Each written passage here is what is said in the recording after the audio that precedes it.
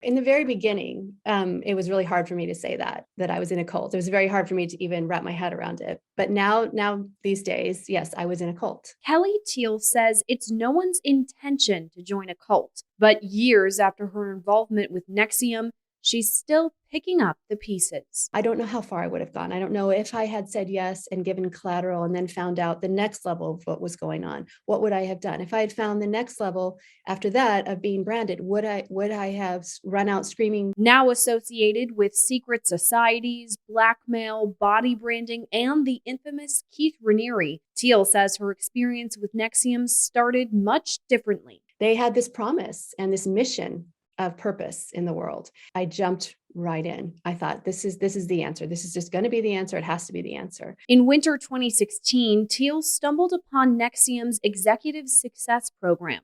But by chance, her first experience with cults occurred nearly 20 years before. I used to live across the small canyon from Heaven's Gate when that happened. But to her, NXIVM didn't relate to Heaven's Gate at all. There was nothing cultish about it going into it. In the 18 months she was involved with the organization, Thiel says she met leader Keith Raniere, who she says embodied a superstar type energy. When I met him, my first reaction was sort of like, he's short, kind of nerdy looking, and it was very kind of awkward. He asked me a few questions. He said he knew all about me and that I was doing great within the coursework. Now, over time, you start to kind of buy this idea that he's special. Like everybody sort of put him on this pedestal. Do you know what I'm going to say right now? No. You're insecure about that. Yeah. Is that scary for you? No. Why not? Because I trust that what you're going to say is going to be good and in the end, you're going to be okay. I'll be fine, yeah. In 2019, Raniere was convicted of a string of federal crimes, including sex trafficking of children and conspiracy. By 2020, he was sentenced to 120 years in prison. Follower Allison Mack of Smallville fame was also sentenced to 3 years in prison. I did have a moment that was a wash from my right side all the way over to my left side that went through my body.